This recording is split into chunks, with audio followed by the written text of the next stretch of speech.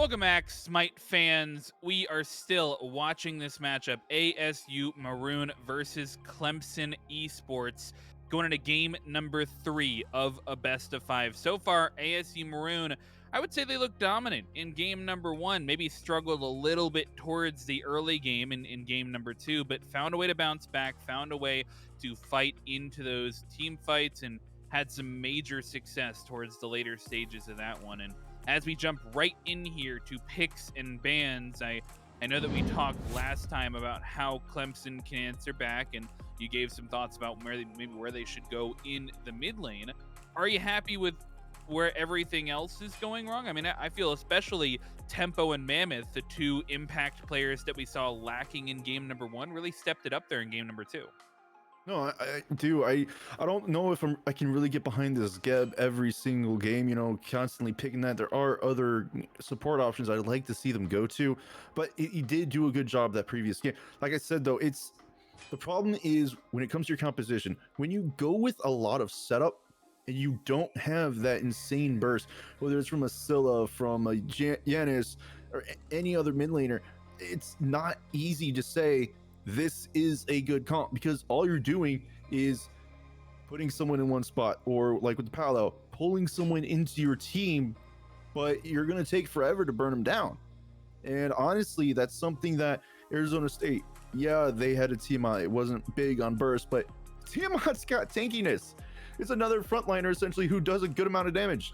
So that last game, the later the game went, it only favored ASU, and that started in the picks and bans phase with their composition choices.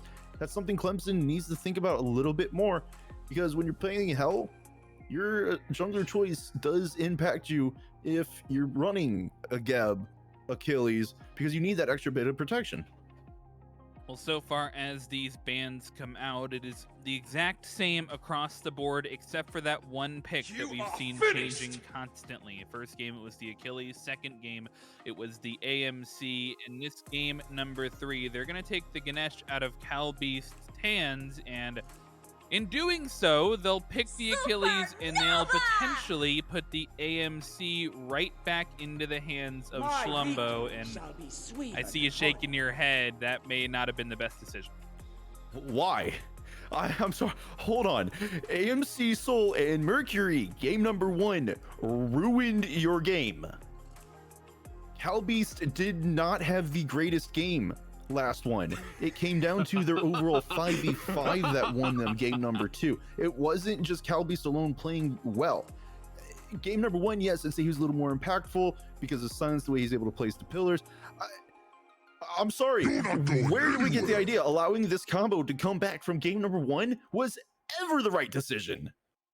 Yeah, I'm not sure about this decision, but ASU really leaning into the aspects of that draft that gave them the victory in game number 1. We saw them shredding objectives in that one, and they're absolutely set up to do it again. Double ADC composition, pair that with the Fafnir, and I think we've got an equally dangerous, or at least equally different, first 3 off of Clemson. They go back to that Achilles, they go back to that Gilgamesh in the jungle, and as you mentioned, they're looking for a different support look. Jing Chen likely to enter into that role this game instead of the Geb, which is still up on the map, but at this point, I'm really looking for Clemson to ban the Mercury, and they do, so at least there's that.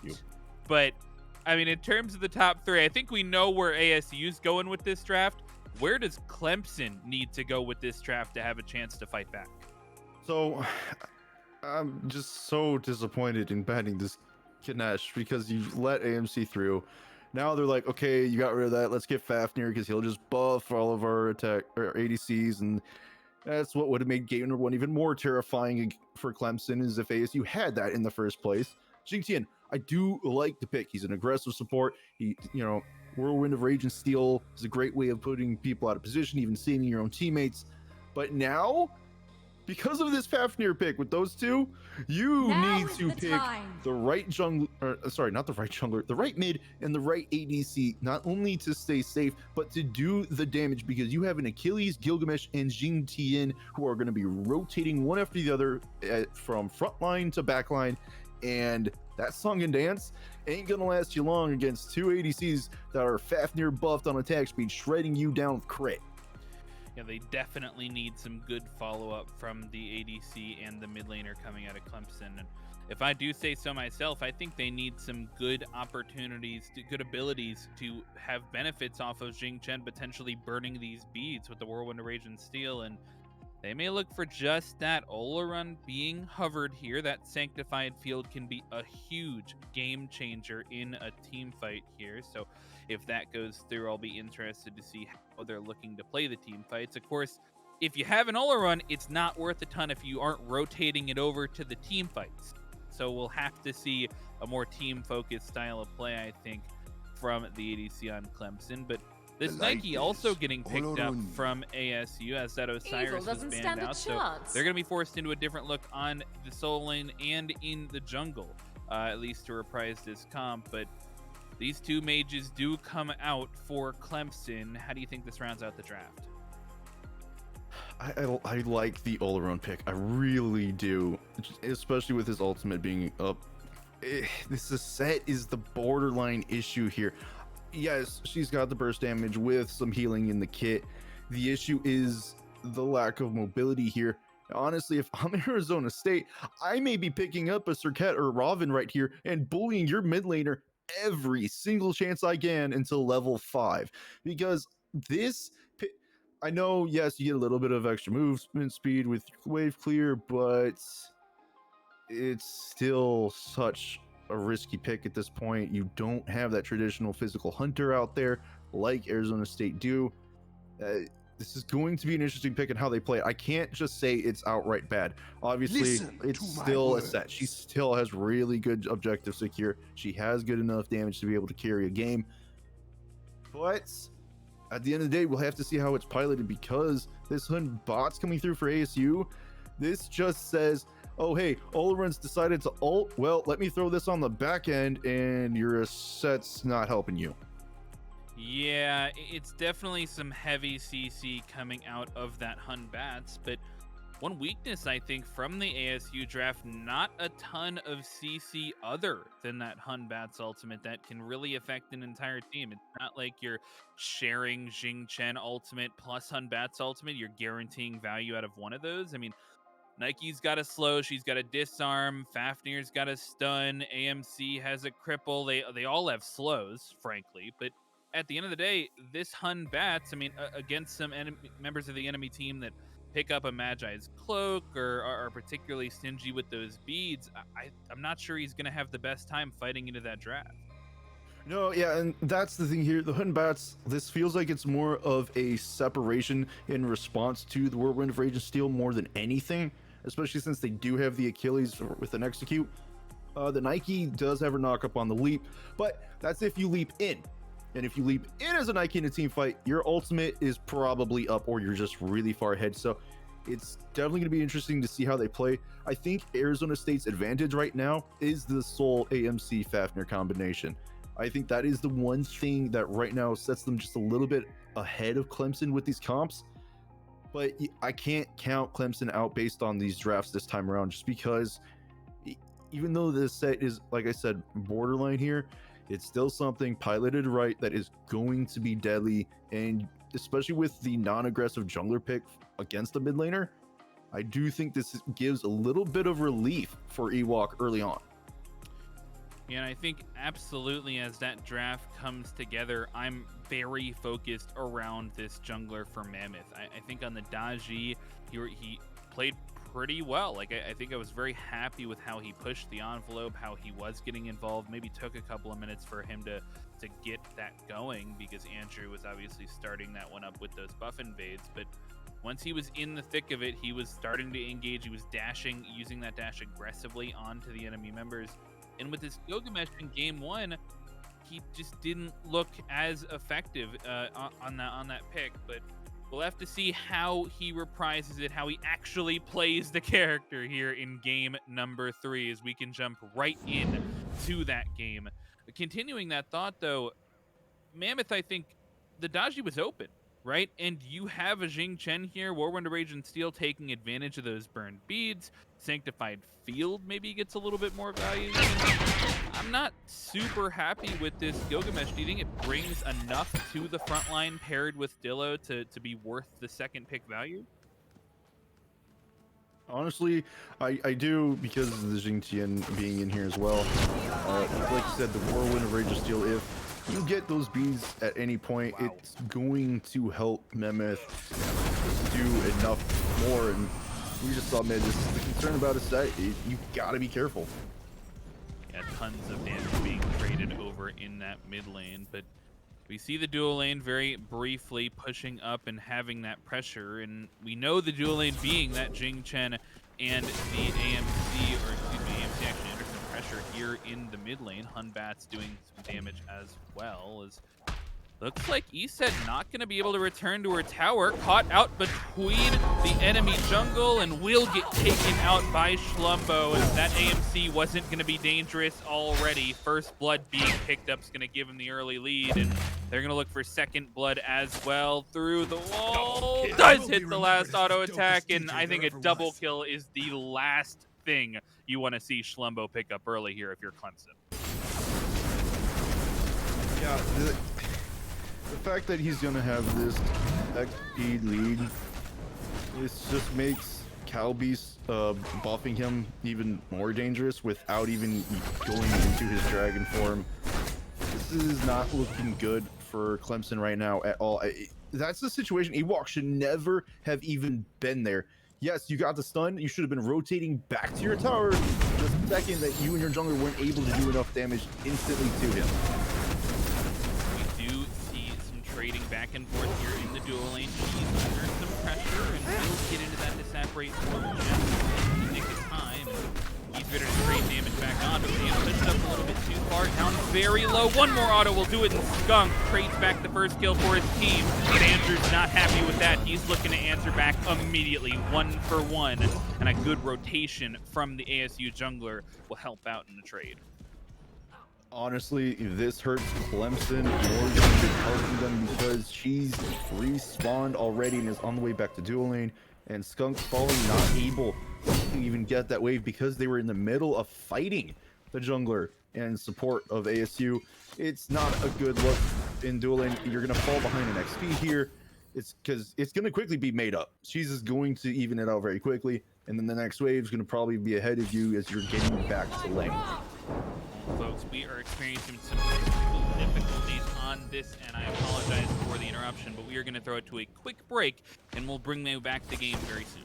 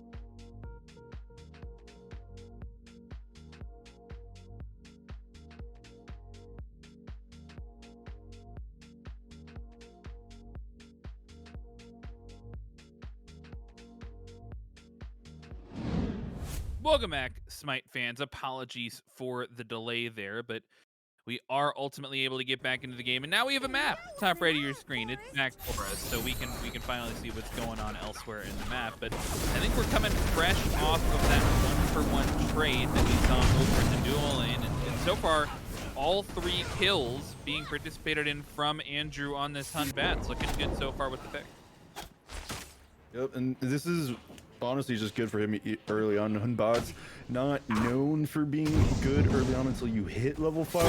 The fact that he's able to be involved in his kills, get that extra farm and experience and gold before hitting his ultimate level, it's going to impact the rest of the game. Not just because he's going to be able to use that ultimate freely, he's got a full item to go along with it, a lot of power. The game, a little more effective.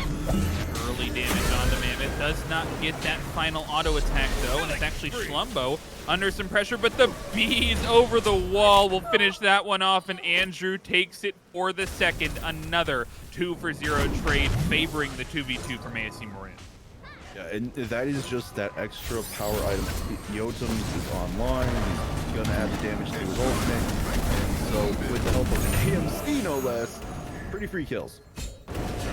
From Calbeast here on this Fafnir, not able to hit the stun after the fact though, so they will not come out on top in that engagement, but they still might look for the purple invade if they're on the timer for it. I'm not sure they have that one available to them, but they're going to stick around into the Fafnir ult. They managed to burn the bees, and that Stellar Burst will come through, do some damage to Skunk, but ultimately able to get out here with his life, and down they'll be able to get some. A wild hammer there coming out of Cal, but still in the end good pressure overall for this duel lane. But this rotation, not sure if it was spotted out, but these guys definitely moving fast as we saw Mammoth go for that extra little tier 1 item from his passive there, and he can get a little bit of damage off on the Cal, so they know that someone's there, but they're just gonna play it safe either way. And honestly, Oracle's going the way of Clemson. It's nice, but you're down 5 kills to 1. This gold, it's hitting pretty heavily in the mid and jungler, so they need to find a pit here for those two real fast. Wow. Especially when he just got a level and a half, 2 levels ahead from that. Yeah, I gotta say, the double kill early from Columbo and another kill later on, participating in 5 of the 6 kills at this point in the game, and one of those being a solo kill, which we just saw. That damage coming out of him on the absolutely disgusting, and we know it's going to get even worse as we move towards this late game. That Stinger's doing that type of damage now. Just wait until we get to 15 minutes in. Is this tier 1 tower already down? Andrew taking the enemy speed buff. I mean, with the speed buff steal, you might as well chalk it here, right? Those are the rules? Oh, no, I think it just irritates the jungler for Clemson a little bit more than anything. But honestly, I'm going to do a comparison to game 1 here for Schlumbo. It was 9 minutes. He was 36 stacks. It is 6 minutes. He's at 29 stacks. It means already fully online transcendence into stacking before 5 minutes. It's very impressive to be able to be at that far. Calbeast transforming into that dragon there, but not able to be stun after the fact. And can't help but notice that he stood in this duel lane quite a bit longer than the average support. Finally, we get a rotation from Take My Tempo, at least, towards the mid lane, but both supports opting to stay in that duel lane for a little bit longer, and this may be the reason he stuck around so long. Gold Fury picked up as the Crown of Corruption, and so will not have that focus. He'll be able to take it down already very low, and she's able to secure that one to help his team out. A clean Gold Fury from ASU. Yeah, and the support rotation, honestly, there, it wasn't needed from Cal. The fact that Schlumbo getting the tier 1 down as early as he did, he's the one who has free rotation. The support can stay with his ADC if he wants. Obviously, that's not what's going to happen, because instead, with Cheese already having this little bit of a lead, he's going to want to farm solo as much as he can. So instead, they'll leave it up most likely to Andrew to rotate over and gank. And I would really take this mid pressure and apply it to solo. Fighting going on over in the duel lane. Cheese able to get a ton of damage out off the bat, but Skunk able to answer back with that Sanctified Field. Can't help but think that Cheese gets the better of that one, able to force out the ultimate for essentially no trade of his own, but Andrew back this speed invade and trying to use the ultimate. Spirit will do so successfully, and he'll try and use this 3-level lead as well. Already down very low is Mammoth. Some good peel from Ewok will save his jungler there for the time being, but look at this rotation on the back end. 2 Soul Laners coming in, and that Fatal Strike in the wrong direction will spell doom for Dillo, and despite a good Whirlwind of Raging Steel, that might not be the right way to pull him as you've got low members on your side as well. Mammoth, the second one to fall in this team fight. Andrew on the board for both so far as he'll take up the double kill, but they're not going to push any farther. It's a tier 2 tower, and 9 minutes into the game, this is looking dominant for ASU. Absolutely. 4-0-3 is not the stat line of 1 member, but 2 members of ASU, being the mid and the jungler. These guys have a bounty on them right now, and the longer this game goes, the bigger it gets. Clemson, whoever, if ever, claims either one of those, is going to get a nice little stack of gold, able to get some good items off of that. But the problem is, the way this game's going, that may never happen. They need to work together a little bit better. Stop getting picked one at a time. And right now, honestly, these wards, you need to start seeing some a little bit deeper in your own jungle defensively, because this control ASU has with a 5,000 gold lead roughly is only going to get worse if you keep wandering out like that. And we can see how it's translating in the item lead as well. A full item and a tier 1 ahead is Andrew. Completed item and completed trans ahead. And it might be another kill on to Dillo here. Good rotation from Calbeast, and Andrew picks that one up once again. 9-1 in favor of kills as ASU Maroon. And we're a little bit worried about Andrew on this Hun Bats not having a ton of follow-up for any of that bead burn. Fantastic job of being involved around the entire map at this point, and he didn't necessarily need the ultimate to do it, but then he hit level 5 and now he's got the ultimate to do it, and he's just continuing to put on the pressure. I'm a little bit interested in this third item from him. It's a tier 1 katana. Is that just serrated? Is that kind of the only option? Seems a little bit early for that item. It could be serrated. It could be stone cutting sword coming out from him as well. But we're gonna have to wait and see which way he decides to go. Obviously, serrated, giving a little bit of life steal on it, wouldn't be the horrible option for him. It does have attack speed on as well. Stone cutting deals with more of the protection side, but he's 4-0-4. I mean, he could be building a defensive item here. He could be going into anything else he chooses. His impact's not going to lessen at this point. I mean, he's got a 3-level 3 on Andrew. There's a 2.5, 3-level lead in mid. Supports are even. It's about a half to a full level ADC, and it's 2 over in solo. And the way they're playing, they're going to be getting a Fire Giant within the next 5 or 6 minutes if they keep winning these fights. Yeah, I mean, in game number 1, ASU able to get that Fire Giant pre-20 minutes, close to around 19. And it's only going to get worse if this lead continues to spiral out of control. But Clemson, looking at the board, they see the same things that we do, and they're wondering, how do we answer back? And they might not even get a chance to, before the end of this, Take My Tempo gets taken down instantly. That Stinger doing the prot tread it's designed to do, and he'll fall just for attempting to peek around the corner, and that's all ASU need at this point. Just a small misstep like that can lead to a kill. Notice how they're not even bothering pushing up to tier 1. They've got a full wave that's going to go in there uncontested. It's likely going to nearly take this tower down, if not completely. And with the Fury respawning, ASU are on top of this rotation. Already 4 members just rotating across the map together. Again, because this tier 1 and mid went down so early. Honestly, Skunk needs to be very careful, because contesting this, as of right now, even if you do get another member, may not be the right call. Yes, they've got 2 more coming, but ASU, depending on how they play this, like Calbeast is, can really start to do some damage. Trying Corruption channeled, so he will be in that dragon form, and that's going to run down the timer whether you're on the Gold Fury or not, but they choose to get back on it. No Sanctified Field available for Clemson at this point in the game, as Calbeast just puts himself in a rough position, takes a ton of health there essentially for free, but Schlumbo is able to take advantage of that and takes down Ewok almost instantaneously. in the backline. Tons of damage coming out from him, and they still want to stick around. Take My Tempo and Skunk still here in the vicinity and have some steal potential across the board. Not in range for the steal, and ASU Maroon will take that Gold Fury and defend. Honestly, that is just good playmaking decision from ASU.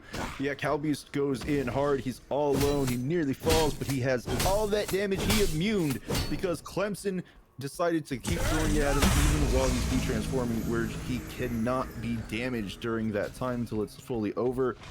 And that only allowed Flux and Andrew to go, oh, let's leap in ahead of time. Ewok, the only one trying to finish him off, gets decimated yet again by Schlumbo. 6-0-3 on mid, 4-5 on the jungler, and honestly, it's looking like this game is nearly over. Clemson is going to have to farm like crazy. They're gonna have to keep themselves distanced from these engagements. Because if ASU decide to keep rotating this board like they were there for a couple minutes, it's gonna be nearly impossible to find the kill you're looking for unless you get cheese. I gotta say, I really like saying the word Schlumbo. I think it's a fun word to say. And I also think that we have to comment on Cheese being 100% of his team's deaths at the moment. Like, that's just not a good look, I think, for Cheese. I think he's got to step it up there. And certainly that dual lane may be the hope of Clemson, right? I mean, definitely the least far down, that him and the Soul laner still nearing that level, disparity. But ultimately, that Sanctified Field has the potential to take. We don't even have to talk a ton about this. I thought Andrew was going to immediately destroy her, but it looks like they will survive. Ewok will survive.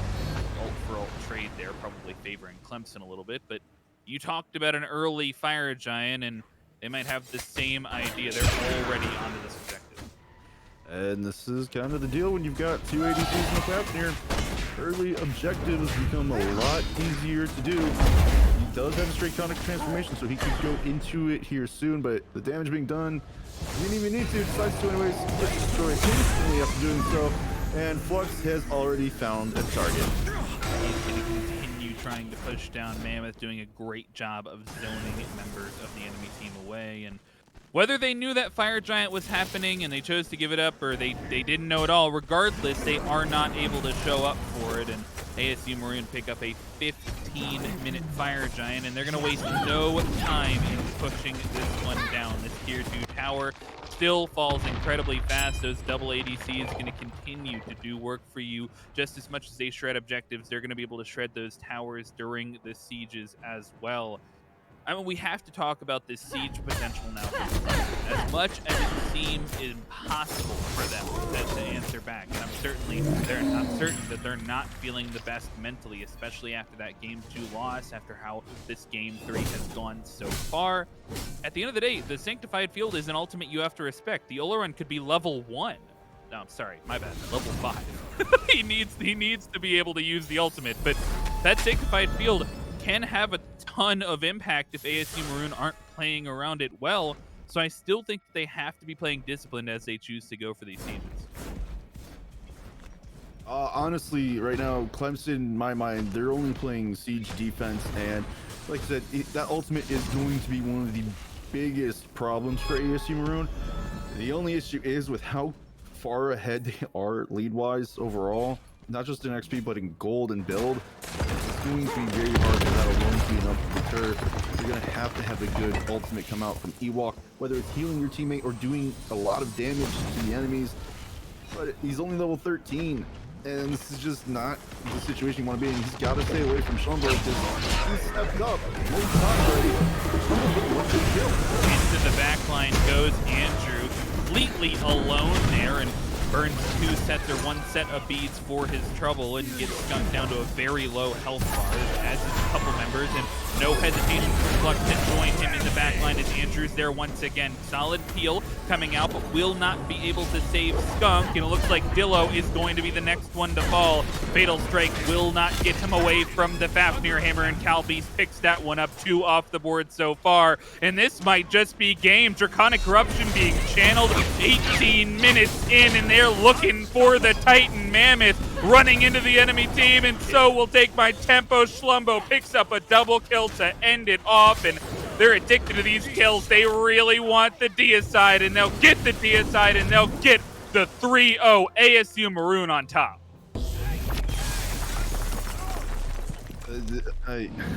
This is just from minute one. This game was ASU. There's no other way to put it. That was my concern with the asset in the draft. Yes, it was a borderline pick, but again, you have that mobility issue, and just falling early to Schlumbo, I just can't wrap my head around the decision to not ban the AMC again. There was a reason you needed to do it in game number 2, and you just saw in game number 3 why you should have done it again. I don't know. I don't know if it's some weird comp thing they had in mind where AMC was fine to let through, but this is your championship opportunity run. This is round of 16. You still have to be able to move forward. And if it's something that hurts you one game, you don't let them have it again. I mean, the biggest thing about me that I'm focused on, rather, in these games are the drafts, right? In game 1, maybe we can give Clemson a little bit of leeway. I'm not sure what experience they have against ASU specifically, but certainly I think that they should have learned the lesson, and it looked like they did. In game number 2, they come at it with a completely different draft. They ban away the AMC. They don't allow ASU to go back to the Mercury or to go back to the Osiris. Like, they had, I think, a solid idea to go into game number 2, and sure enough, they had a solid lead going on, but once again, not able to make it come to fruition with their own draft style, maybe not having as much synergy there as they wanted. And then in game number 3, all falling apart for Clemson University, who will fall out of the AVGL playoffs in the round of 16. But ASU still on the path upwards. They're going on to the round of 8, the quarterfinals next up. And I mean, what are you taking away from how they played their drafts here for what they're going to be looking for to capitalize on how they want to play the game in the future of this tournament? I mean, what path is it for them to take that maybe gets them to the finals here?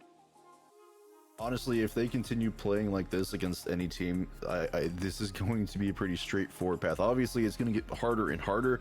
I do think for any team who's maybe watching Arizona State, you're going to be banning AMC, period. You're either picking it up before them or you're banning it. And there's no other way to put it. He's had impact both times he was picked up, and both times he was picked up, they also got the soul. And so this is something, I mean, if you're looking at Arizona State as any other team, you're looking at that, you're paying attention to their compositions they've run. Arizona, they're just going to continue trying to push this comp through. They're most likely going to continue to try playing like this, and they look good so far. I mean, it was a very clean game number 3 from them. So it's gonna come down to, can they continue it? How disciplined are they against other teams like we've seen already win AVGL championships? Like we've seen Illinois get that far, we've seen Georgia get that far. So when it comes to those teams, how are they going to do? How are they going to play? What will they change up? And how well have they been studying other teams in this tournament?